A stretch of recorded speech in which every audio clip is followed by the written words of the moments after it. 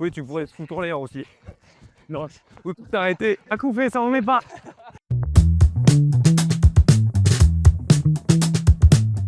Ouais, bonjour à tous. Bienvenue sur ce nouveau Manage Run. Ça faisait bien longtemps qu'on n'en avait pas fait. Mais aujourd'hui, je suis avec Valentin Rondouin, un athlète de très très haut niveau. Et je vais le laisser se présenter. Salut à tous, moi c'est Valentin Gondouin, j'ai 26 ans, je vais sur mes 27 ans. Je suis originaire du coup de Normandie et je suis athlète spécialisé dans le demi-fond et le fond. Et je vise les Jeux olympiques sur marathon en 2028, donc il y a du boulot. C'est quoi tes records en ce moment sur marathon? Mon record sur marathon c'est 2h07,54 à Valence là en décembre. Et je pense qu'il va falloir courir autour de 2h05, 2h06 pour pouvoir espérer se qualifier au jeu dans 2h30. Donc Ok. il y a un peu de boulot, mais le processus est en marche et j'y crois fort. Ça fait combien au kilo ça, au kilomètre? Là mon record c'est 3,1, 3,2 et je pense qu'il faudra courir autour de 2,58, 3,0. Plus de 20 km/h quoi. C'est ça. Il y en a qui le font pas à vélo. Sur 10 bornes, t'as quoi comme record? C'est peut-être le plus impressionnant en ce moment. C'est 27-23. Ok. Elle fait du 2,44 au kilomètre. Donc ouais, c'est peut-être le record dont je suis le plus fier. Et là, je vais courir un semi-marathon au mois de mars et j'espère passer la barrière des 1 heure qui est vraiment symbolique, quoi. Ah ouais, putain, ce serait génial. Carrément. En tout cas, on va suivre ça de près. Enfin, en tout cas, moi, particulièrement. Donc, je disais, donc la course à pied, c'est ton job aujourd'hui? Ouais. Un métier passion, j'imagine? Bah complètement. Complètement, ouais. Ouais, complètement. Du coup, tous les jours, tu prends du plaisir à t'entraîner. Peut-être pas quand même, mais... Si, pas loin quand même. Il y a des jours qui sont plus difficiles que d'autres. Mais après, c'est surtout lié parfois à la fatigue ou aux conditions climatiques en Normandie qui sont pas toujours cool. Mais non, quand je vais courir et que il est 10h et que je suis pas à l'usine, quoi, je suis en train de courir, je fais ce que j'aime le plus quasiment au monde. Donc il n'y a aucune contrainte et moi, en vrai, c'est la compétition et tout ça qui me progresser. Ça, c'est vraiment ce qui m'anime tous les jours, donc c'est top. Ok. Non, franchement, ça doit être exceptionnel de pouvoir avoir une vie comme ça, si on peut en vivre, bien évidemment. Et du coup, à part la course à pied, t'as quoi comme passion, toi? Qu'est-ce qui t'anime à part ça? Je suis vraiment très focus course à pied, donc des fois, c'est un peu difficile de décrocher. Ok. Faut que j'arrive un peu plus à le faire aussi parce que ça peut faire du bien au corps et À l'esprit, peut-être aussi. à l'esprit de décrocher. Mais là, en ce moment, c'est plutôt des projets qui m'animent, comme faire construire ma maison. Ça, c'est vraiment très important. C'est sûr. Puis c'est un projet quand même pour toute la vie, donc C'est ça. Pouvoir rembourser sa maison, être chez soi, ouais. c'est quand même le truc idéal quand même. Et ouais, et puis on va dire que je le fais là où j'avais envie d'être. Ok. Donc c'est ça aussi le plus important, de ne pas avoir eu trop de contraintes par rapport à ça. Ça, c'est trop bien dans votre métier, par contre, parce que vous pouvez courir partout, habiter un peu où vous voulez. Bon, à part la contrainte professionnelle de ta compagne, j'imagine. Oui. Oui. Ça, forcément. J'ai envie de te dire oui et non, parce que d'un côté, je peux être où je veux, mais il n'y a pas des groupes d'entraînement partout. Ah oui, ça, c'est sûr. Donc en fait, des fois, c'est un peu difficile d'être seul à s'entraîner, c'est pas le plus évident. Mais par contre, j'ai cette liberté-là, c'est vrai. Donc après, je pars en stage pour retrouver du monde et ça le fait comme ça pour l'instant. Ok. Tu pars combien de fois en stage par an à peu près? On va dire entre 2 et 3 fois. Ok. Bon, ça va, c'est pas énorme, quoi. Tu restes souvent dans le coin à part les compètes, quoi. Ouais, ça représente peut-être 2 à 3 mois dans l'année où on n'est pas vraiment là, Ok. avec les déplacements en compète et tout ça. Donc Ouais, ça fait donc pas là, ça se gère. comme un petit gars qui bosserait dans l'armée. C'est ça, je suis un soldat. Après, on va partir à la guerre. C'est ça. T'inquiète, on a vu que vous étiez des soldats au championnat du monde de cross. Ah ouais. Ah, les Américains, ils avaient fait quelque chose de fabuleux en vrai. Ah ouais, ça avait l'air d'être magnifique le parcours. Vraiment, c'était un truc de malade mental. Je suis trop content de les avoir fait. Ça faisait quoi de courir dans l'eau avec du colorant bleu? Ah, la couleur, elle était bizarre. Mais à la fin, ça faisait une espèce de bouillie bleuâtre. Ouais, quand tout le monde avait remué ça, c'était Mais oui, pas joli, mais en fait, les 5 difficultés du parcours, c'était que des signes à la Floride. c'est ça. Donc c'était un petit clin d'œil qui était sympa. Et il faisait combien? Pas trop chaud? On n'a pas eu de chance parce que nous, on s'est entraîné, je faisais 0 degré. Et là-bas, on est arrivé à 26 degrés, taux d'humidité à mourir. Oh la vache. Tout ce que j'aime pas, jet lag. Donc ça n'a pas été évident pendant la course. Et le lendemain, on va faire une récup, puis je faisais 12 degrés, ressenti 6. Oh l'enfer. Et là, on s'est dit, pourquoi c'était pas au lieu Il y a les cross, journées, c'est clair. carrément. Mais bon. Ok. Après, c'est comme ça, dans les grands championnats, on choisit pas la météo, c'est des choses qu'on contrôle pas. C'est ça, puis tout le monde a la même contrainte du coup. C'est ça, dans l'instant. Quand on n'a aucune influence dessus, bah, Et moi ça m'a fait mal, franchement, quand j'ai vu la course, je me suis dit putain, j'espérais tellement que vous fassiez un truc de ouf. Et bon, ce sera pour une prochaine fois. Déjà, tu m'as fait virer au marathon déjà. C'était déjà pas mal. ah bah ça a été dur pour finir encore une fois. Et puis tu m'as fait virer aussi à ta médaille au SMI au championnat d'Europe de SMI. Ouais, bah ça, franchement, ça reste mon plus beau souvenir C'était un délire. de course à pied. De comment s'est déroulée la course en fait. Parce que toute la course, je cours après le podium, j'ai été jusqu'à 40 secondes. Et je voyais, je revenais, mais je revenais pas vite. Et j'étais pas si bien que ça. Et bah à 3 km, quand j'arrivais à raccrocher le gars en me disant il y avait 20 mètres à boucher, je dis soit tu le fais en 5 secondes, tu rebouches, ou soit tu abandonnes. Et là, j'ai à moitié sprinté, je l'ai recollé, je me suis fait la cerise, et puis après, bah, c'est ça qui a décuplé les émotions à l'arrivée, donc trop content. Ah, puis j'imagine toujours, moi, c'est les. Quand, bah, à mon humble niveau, quand j'étais enfant, j'avais mes parents qui chialaient à l'arrivée et tout, qui étaient hyper émus. Je me dis, mais ça doit être pareil. Bah, licence 20 000, quoi, quand t'as ton fils qui est au monde, aux Europes, avec le maillot de l'équipe de France. Ça doit être juste dingue. Bah, surtout qu'ils étaient là, qu'ils étaient venus et tout ça. D'accord? Donc bah, après, évidemment, quand je les vois, il y avait ma copine, mes parents, ma petite sœur. C'était vraiment bon, indescriptible, quoi. Ouais, forcément. Tout le monde, ça commence à chialer. Ouais, c'est excellent. Faire vivre des émotions, c'est vraiment... bah, en vrai, c'est ce qu'on recherche aussi Ah, c'est du spectacle, hein. dans la clé. Donc pouvoir... le fait qu'ils partagent ça avec moi aussi, c'est beau. Et puis, bah, c'est ce que j'aime aussi dans la clé, quoi. C'est sûr. Bah, tu sais, mais c'est drôle parce que ce que tu ressens, toi, à ton niveau international, moi, ça me fait ça quand je prends le départ, même d'une course à saucisson, tu vois. C'est mon championnat du monde, tu vois. C'est assez particulier, mais... Ouais, mais c'est pour ça qu'aussi, bah, justement, la clé, c'est beau, que c'est vraiment universel, quoi. Tout le monde peut ressentir la même chose à des niveaux différents. Niveau Et du coup, différent, ça accélère, là. On est en descente. Non, pas bon. Bon, du coup, toi, tu sais que du coup, moi, je suis artisan. J'ai une boîte de couverture. D'ailleurs, on sponsorise à notre petite échelle Valentin depuis quelques années. Et je te remercie énormément. C'est ce qui m'a permis aussi d'avoir le déclic, d'avoir des aides, de pouvoir partir en stage et puis bah, de progresser. C'est indispensable hein, dans tous les cas. Puis moi, moi, ça me fait vachement plaisir aussi parce que du coup, ça me donne un intérêt, tu vois, à te suivre tout ce que tu fais. Et puis, bah, ça restera à jamais, toi, quand on est parti au Kenya ensemble.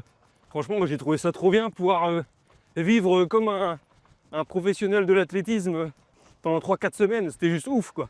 Bah carrément, mais je trouve que ça a encore plus de valeur le fait d'avoir fait ça, quoi. C'est pas que c'est pas qu'une aide, c'est vraiment un partage d'expérience. Enfin, moi, j'ai vraiment aimé de pouvoir se parler comme ça, sans barrière. C'est ça. C'est quand même plus intéressant que quelque chose d'unidirectionnel. Ouais, c'est ça. Et puis juste donner un peu de sous pour dire, voilà, là, il n'y a pas que ça, il y a le partage avec toi, donc c'est ça qui est cool. Je sais pas si vous vous rendez compte à la caméra, mais on est à 4,30.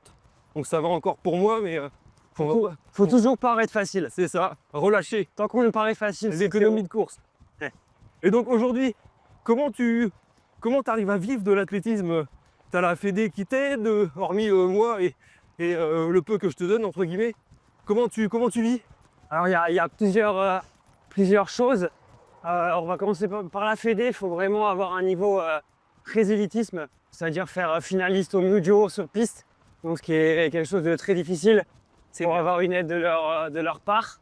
Moi, je vis essentiellement grâce au sponsoring, à ma marque équipementière. Ok. Donc on va dire à 80%. Ouais, ils te filent pas que des fringues, ils te payent aussi, quoi. C'est ça, ouais. Ok. Donc ça, heureusement. Et ça fait 2 ans et demi que je suis pro. Depuis que j'ai signé mon contrat avec eux, ça m'a permis de progresser. À côté, tu peux avoir des aides publiques, donc avec la région, la ligue, pour t'aider à avoir des aides, on va dire, sur tes stages et tout ça. Ok. Et à côté, tu as aussi la dernière aide que tu peux avoir, c'est par intermédiaire du privé, comme toi. Ok. Et mis bout à bout, on peut vivre de son sport. D'accord. Et donc, ouais, j'imagine que ça doit être quand même assez compliqué parce que tous les ans, il faut renouveler. C'est pas si simple, quoi.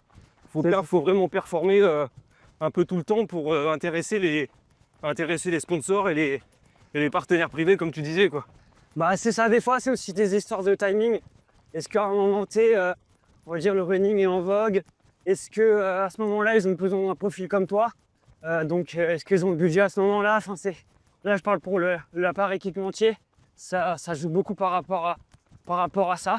C'est sûr que quand t'es bon, c'est mieux. C'est sûr. C'est mieux. Et puis il faut toujours essayer de créer le lien, garder le contact avec les entreprises privées. Garder son petit réseau, ouais. Ouais, Comme une boîte, en fait, essayer de garder ses clients c'est ça. un petit peu, faire son petit prévisionnel, voir si ça va passer. Mais On va pouvoir tout payer. grosso modo, ouais, ça fonctionne exactement pareil. Au début, ça peut être de faire de lièvre sur des courses. Ça permet de te faire un entraînement et puis de gagner un petit peu de sous. Tu as des primes de résultats aussi sur certaines compétitions. Ok, quand tu es sur le podium, tu gagnes ou quoi, t'as des primes, quoi. Ouais. Ouais, tu as des primes. Si tu fais 1, 2, 3. Toi, j'en avais eu des grosses au Spin Marathon de Bolbec il y a 2 ans. Magique. Ok, bah c'est Ça cool. commence par là. C'est ça. Bon, après, moi, comme je te disais, 36 ans, tu sais que je m'étais mis, c'est ouf, mais l'esprit entrepreneur, tu sais, compétiteur, depuis 2 ans, je me suis mis grâce de la pression, en fait, à courir, à vouloir vraiment progresser et tout. Cette année, j'ai revu un peu ma copie, tu vois. Je vais essayer de prendre beaucoup plus de plaisir. Ouais. Et je pense que ça marchera peut-être même mieux. Ouais, après, je pense que t'es aussi comme ça, compétiteur dans l'Asie, d'avoir créé ta boîte, d'être parti de zéro, d'avoir tout monté. Des fois, quand t'as un mode de vie comme ça, je pense que c'est difficile de lâcher prise et de se laisser un peu aller. J'avoue que moi, perso, je suis un peu comme ça et pour l'instant, j'arrive pas trop à décrocher. Enfin, faut pas que je décroche non plus. Mais Même avoir des moments off, t'es tout le temps dedans, quoi. c'est ça. Ouais, moi, je suis un peu pareil. Des fois, la copine elle me dit bah viens, on part quelque part. Et moi, je pense toujours comment je vais m'entraîner, comment je vais optimiser la chose pour pas être trop fatigué. Et des fois, il faudrait que j'arrive à faire un compromis, on va dire. Et c'est pas trop difficile pour ta compagne, justement, le fait que tu sois tout le temps obligé de récupérer. Ou par exemple, tu vois, tu t'es entraîné le matin dur, t'es à la maison, tu fous rien, est-ce que t'es crevé? Comment elle l'interprète, ça? Bah, c'est sûr que c'est pas évident et en vrai, moi j'ai de la chance parce qu'elle est méga conciliante avec ça. Ok? Elle sait qu'il faut faire, que c'est le job. Après, je dis pas qu'elle le vit toujours bien parce que c'est pas évident. Alors, rien que sur les vacances en fait. Les vacances, mon planning, des fois, je le connais pas du tout. Ça change tout le temps. Et elle, elle travaille, il faut qu'elle pose des congés pour partir en vacances. Donc, c'est pas évident. Après, non, c'est pas évident en vrai. Ouais, c'est un vrai travail du quotidien, du dialogue. Ouais, carrément. Que moi, que je veux te dire, quand je rentre du boulot, que je suis crevé, je suis obligé de faire le linge. J'ai pas le choix. Après, moi, la journée, je suis quand même à la maison. Donc, des choses comme ça, j'arrive à le faire. Ouais, t'arrives quand même, hein. Ouais. Et puis, j'ai pas d'enfant encore. Ouais, c'est vrai. Et t'occupes ton temps comment, sinon? Tu fais pas du coaching, tu fais pas... T'es kiné de base. Est-ce que tu remplaces des fois? Là, depuis 2 ans, je remplace quasiment pas. Je fais, histoire de, je fais 2-3 semaines à l'année. Ok. Pour garder le contact et tout ça. D'accord? Mais en vrai, le planning est tellement chargé maintenant. Il y a des compétitions tout le temps. Avant, il y avait un petit peu plus de moments off. Dans la saison, ouais. Ouais, là, ça revient tout le temps. D'accord? Donc, non, mais en fait, ça passe finalement Ok. assez vite parce que le temps d'aller à l'entraînement, de s'entraîner, de revenir, de manger.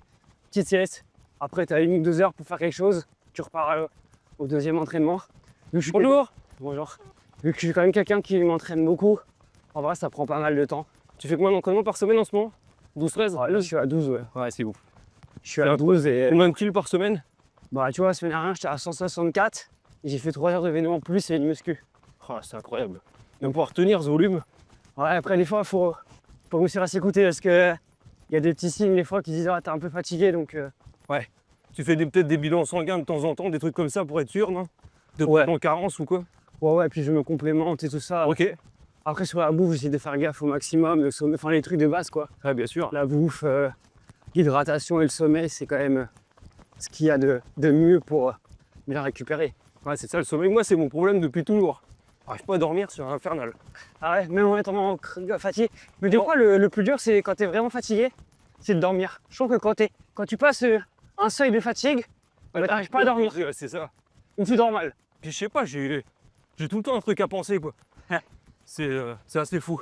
Ok? Et est-ce que t'es toujours dans le programme où tu dois mettre ton planning. C'est quoi, l'Adams, non? Adams, ouais. Adams? Alors, en fait, il y a 2 niveaux sur Adams. Tu as un niveau, c'est le groupe contrôle, et tu as le groupe cible. Ok, Donc moi, je suis sur le groupe contrôle, c'est le niveau le plus bas. ok. Donc en gros, il t'intègre dessus. C'est pour que tu prennes L'habitude du logiciel. l'habitude du logiciel, comment ça marche.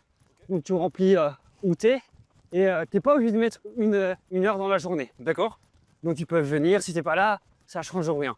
d'accord. Mais moi, je mets quand même 1 heure parce que, quitte à jouer le jeu, je Ouais, joue. mais c'était pas de problème, quoi. C'est ça. Et l'autre groupe, en gros, cette heure-là, si t'es pas là à ce moment-là de la journée, ouais, tu prends un eau chaud.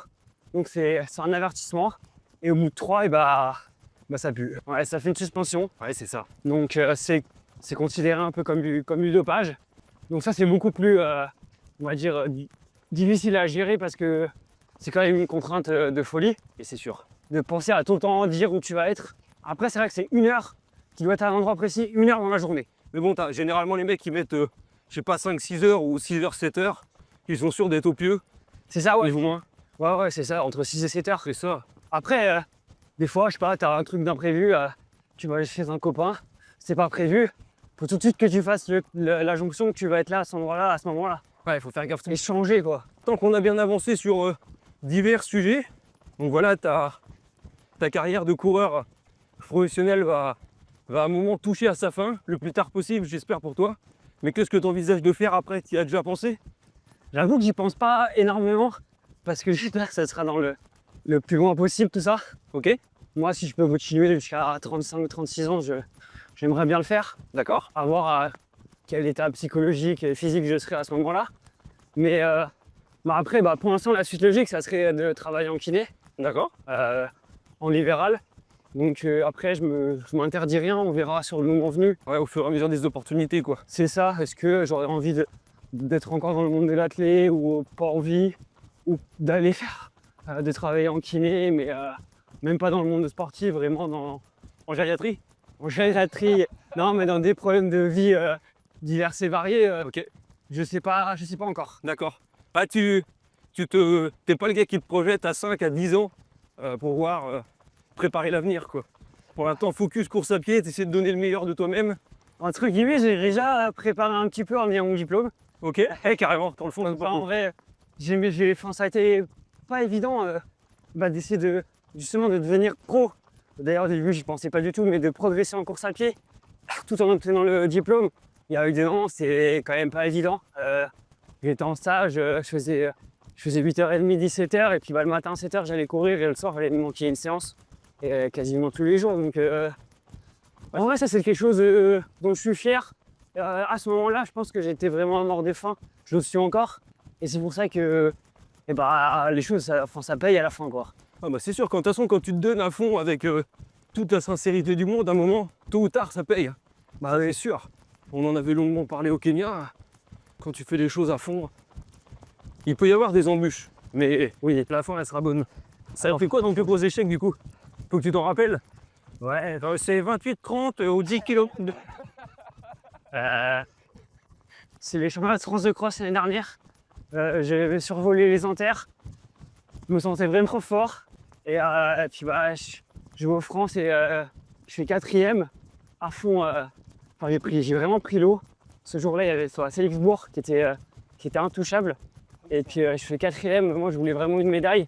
Ça m'a vraiment fait mal. Et puis tu vois, 2 semaines après, je vais à 10 km de Lille et je fais 27-23. Une perf vraiment très bien. Juste avant, c'était pas le jour. Juste après, c'est le jour. Donc à chaque fois que je suis vexé, ça fonctionne toujours très bien. Ah, je devrais vexer plus souvent, moi. Ah si, je sais, c'est mon plus gros échec. C'est quoi, du coup? Ce qui m'a le plus vexé dans toute ma vie athlétique, c'était même pas quand je faisais de l'athlé, c'est quand je faisais du foot et que je faisais les cross FFA sans m'entraîner. D'accord. J'avais fait les inters, j'avais fait 3e en première année, donc c'était vraiment bien. Je vais faire les France, je me disais, allez, je peux faire 10, 15e, pareil que le groupe de tête. Et là, je pète, je fais 64e. Et là, j'étais vexé, mais comme pas aussi. Ouais, méga rouste, là. J'ai jamais voulu regarder les images, j'ai interdisé mes parents d'en parler. Et c'est que 3-4 ans après que j'ai été re-regardé, quand j'ai recommencé l'athlé, que tu as regardé ces images-là, et j'ai dit, tu vas plus jamais vivre ça, c'est mort. Mais comme quoi, à 4 ans, ça m'a vexé, alors que, en fait, je pensais que sans m'entraîner, j'allais arriver avec les meilleurs français, mais en fait, ça se passe pas comme ça. Non, et puis t'avais peut-être vidé un peu la bouteille sur les courses précédentes. T'étais pas prêt pour courir en endurance vraiment quoi. Ouais, et puis bah, les France, c'est quand même un autre niveau. Pas les inters. Donc, non, mais ça fait du bien des claques. J'aime bien me prendre des claques, enfin, j'aime bien. J'aime pas en prendre, mais j'aime bien savoir réagir après. Bah, tu sais, on en parlait souvent à un moment de temps avec Kevin, mais moi dans la boîte, en entrepreneuriat, j'ai pris des méga roustes. Ouais. Et ça m'a toujours permis de me relever mieux que ce que j'étais avant. Ça fait mal sur le moment. Après la pluie, il vient le beau temps, et je me dis toujours, si tu prends une rouste, c'est qu'à un moment, t'étais plus sur le bon chemin. La vie, elle te met une bonne claque pour te remettre sur la voie verte, tu vois, comme là. Après, il faut aussi un tempérament pour savoir le faire. Du coup, pour finir, j'ose espérer qu'on va être vu par des enfants ou des ados qui auront envie de devenir athlète professionnel aussi. Et, pour vouloir devenir athlète professionnel, il ne faut pas s'y prendre à 35 ans comme moi, c'est un peu tard. Qu'est-ce que tu pourrais leur conseiller? C'est de croire en son projet et d'avancer petit à petit, pas griller les étapes. Et vraiment, pour moi, c'est la rigueur et la discipline. C'est des valeurs que j'aime. Je dis pas que tout le monde va réussir, loin de là, mais déjà, si tu as essayé, que tu as mis ta rigueur, la discipline, ça passe, c'est bien, ça passe pas, c'est pas grave. Et aussi, bon, moi, je vais faire le rôle des parents, mais d'assurer ses arrières, c'est quand même important parce que à l'école. Du jour au lendemain, il n'y a plus rien, donc il faut quand même être vigilant par la suite. Voilà, merci beaucoup, c'était cool. Ça fait un moment qu'on s'était pas vu, ça me fait vraiment plaisir. Et puis bah, je te souhaite le meilleur pour la suite. Ciao l'équipe. L'entreprise qui finance le projet aujourd'hui, c'est Skyline Couverture, une entreprise de couverture qui est dirigée par moi-même depuis 12 ans maintenant. Et donc on fait tout ce qui est travaux de toiture sur le Calvados. Allez, ciao!